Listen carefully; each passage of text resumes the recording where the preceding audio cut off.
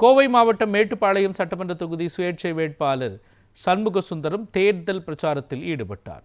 ஜடையம்பாளையம் ஊராட்சிக்குட்பட்ட ஜடையம்பாளையம், புதூர், தொட்டாவி, தென் திருப்பதி உள்ளிட்ட பல்வேறு பகுதிகளுக்கு சென்று வாக்கு சேகரிப்பில் ஈடுபட்டார். அப்பொழுது பேசிய அவர், கடந்த கால ஆட்சியாளர்களால் காரமடை கிழக்கு ஒன்றிய பகுதிக்குட்பட்ட மூளையூர் இடத்தில் குடிநீர் திட்டம் சரிவர செய்யப்படாததால் கோடிக்கணக்கில் அரசு பணம் வீணடிக்கப்பட்டதாக தெரிவித்தார். வரும் தேர்தலில் வெற்றி பெற்று சட்டமன்ற உறுப்பினராக பொறுப்பேற்றால் 6 மாதங்களில் சுத்தமான குடிநீர் வழங்க நடவடிக்கை எடுப்பேன் என்று உறுதியளித்தார். ஏற்கனவே 2